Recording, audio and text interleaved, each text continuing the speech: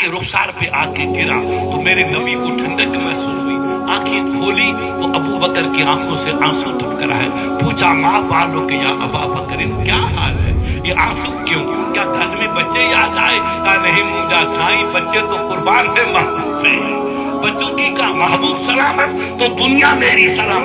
کہا ابو بکر پھر آنسو, کہ سرکار کوئی جانور تھا جس نے ڈنک مارا, کہ پیر کو ہٹا, پیر ہٹایا تو ملیے سے کہو بیٹا تو اچھا تو وہ کالا سانپ تھا. ارے تو نبی کو 1500 سال کے بعد نہیں پہچانا, اور کالا سانپ مکے والا پہلے دن مصطفیٰ کو پہچانا, پہلے دن پہچان گیا. وہ جھوم کے اٹھا, ادب سے کھڑا ہو گیا, سلام کیا. نبی پاک نے نہیں ڈانٹا کہ ابو بکر ایسے سانپ نے تجھے ڈنک مارا تو تم مجھے اٹھا دیتا, پیر کو ہلا دیتا.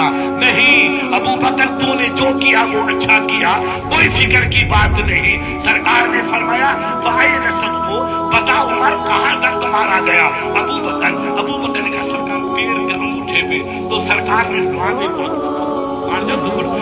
پاک لیا اور وہاں لگا دیا. خدا کی قسم حدیث کے الفاظ ہیں, ابو بکر فرماتے ایسا معلوم ہوا جیسے کوئی پیر میں کانٹا تھا اور حاجی صاحب نے کانٹا نکال دیا.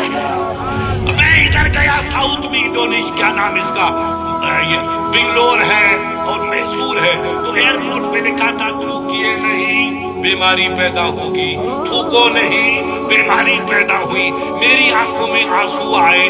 ابے مولانا یہ ڈاکٹر یہ کہتے ہیں, انڈیا کی سائنس یہ کہتی ہے, دنیا کی سائنس یہ کہتی ہے کہ تھوکنے میں کیڑے پیدا ہوتے, کیڑوں سے مچھر اور بیماری پیدا ہوتی.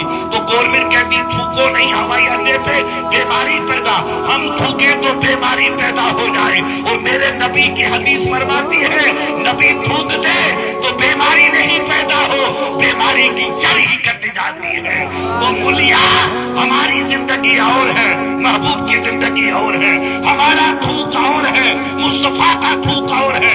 ہم تھوکے تو بیماریاں پیدا ہو جائے, اور رب کا محبوب تھوکے تو بیماری کی جڑ کٹ جائے. پتا چلا ہماری دنیا اور ہے اور محبوب مصطفیٰ کی دنیا اور ہے. کون جانے ہزاروں جبرائیل الجھے ہوئے ہیں گردے منزل میں, ہزاروں جبرائیل الجھے ہوئے ہیں گردے منزل میں, نہ جانے کس بلندی پہ ہے.